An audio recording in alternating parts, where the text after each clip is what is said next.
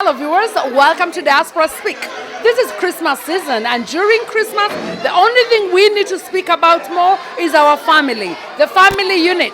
And it's for us to know how can we keep our family closer. So in the program today, we are going to be discussing about how can we celebrate our marriages. How can we bring the community to celebrate the marriage unit? Also in the program today, we're going to be talking to Proclaimer Sanctuary, who've organized a beautiful, beautiful party for the families and the young people to enjoy the Christmas season together. So today, from ours, we're going to say Merry Christmas and enjoy the time. We're going to be celebrating today Christmas season.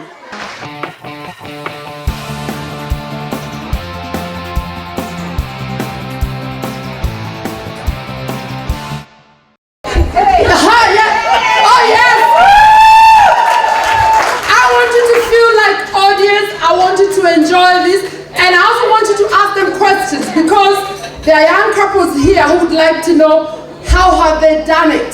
So now you have clocked that years, yes. And most of us are saying maybe I've done 15, someone has done 42. You know, in this celebration today, there's a lot of people who are celebrating marriage. Yeah. What is there in the marriage to celebrate? Because you've done 30 years. What have you felt is good enough to celebrate? Pastor Muguero. One of the things that is worth celebrating is the vows, really. That you see, when you begin in marriage, it's usually very unpredictable what's going to be happening. Especially during our time, I was only 23 and she was 22, and so we really didn't know what to expect.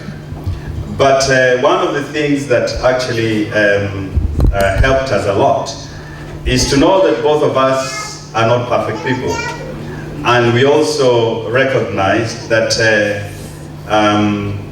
we are not excellent. You know, sometimes I think many people go into marriage with a lot of expectation.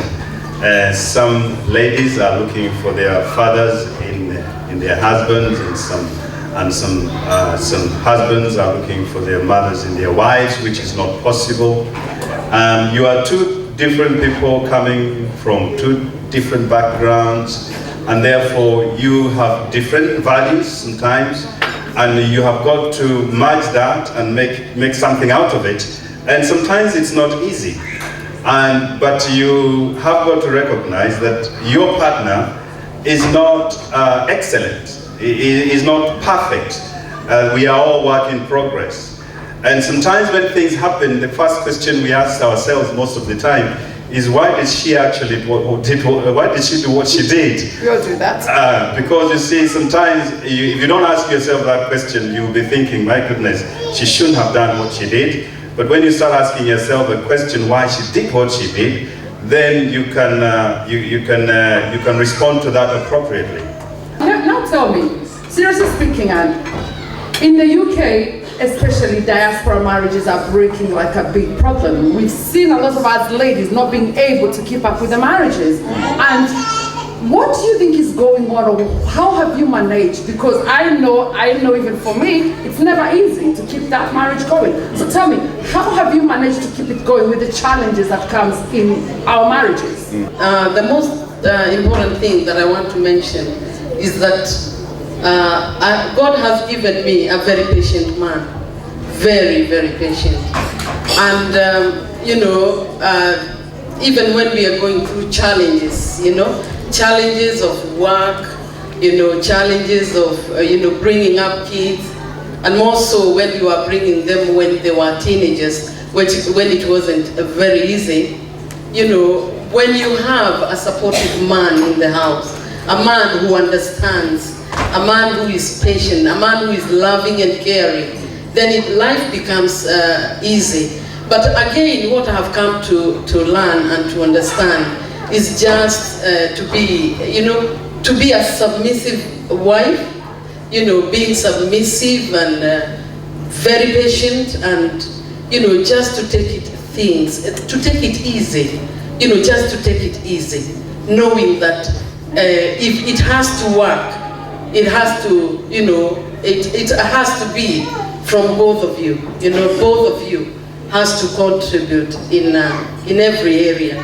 in every area of marriage. Fabulous. Thank you very much. And obviously we can't talk about love without talking about romance. You're a pastor, and I know that these stories people never want to talk about. And it's not going to go out of order. It's not going to go out of order. Hey! You know, and What turns you on?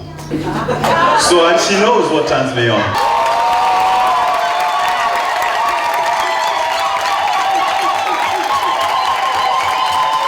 It is good to be open. You know, men, tell your wife, this is what I like.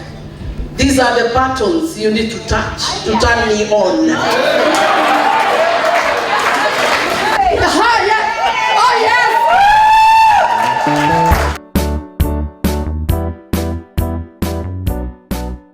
You know, we say, I love you. You know, when maybe you are finishing a conversation or a telephone call, but that's okay. But there is another I love you, which is different. That one. But that one is unique to every marriage. Because if I start demonstrating it, we might not ever. But seriously speaking, I think every couple have got to find a way of keeping it going. I mean, I think the most important thing is chat to one another. What turns you on? So, and she knows what turns me on.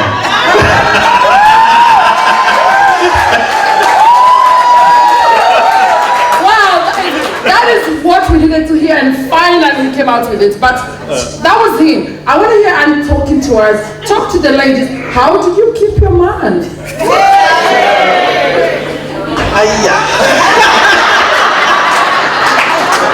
How do I keep him?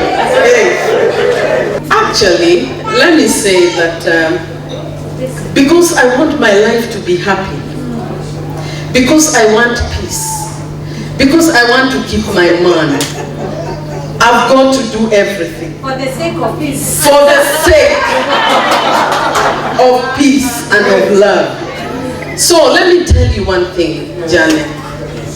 When we met with Ruben, he bought a book. And the role of a wife and the role of a man or a husband. And in that book, there was, that what he likes about cleanliness and tidiness. You know, when he comes home from work, he wanted to find a clean house and, clean children and all that. And because that is what he liked, I trained myself to do that. So that, to keep our marriage and our love together, to make him happy, basically. And this is what I have learned. You check your husband, check your man, see what he loves. And it is good to be open. Men, tell your wife, this is what I like. These are the buttons you need to touch to turn me on. And so, I have learned to do exactly that. That's what he likes. That is what I do. Because I want to keep it going. And I want to be loved. I want to be, I want that love. Everybody loves to be loved, isn't it? Yeah, so I just want to be loved. So I do exactly like you want. Hello everybody, my name is Azizat Sadiq and I want to wish you all a very Merry Christmas and an amazing New Year. And I believe that great things are going to happen in the New Year. It's a way of starting over. It's a way of, turning over a new page, improving yourself, be better, do better. And I just want to wish you a very Merry Christmas and a wonderful New Year.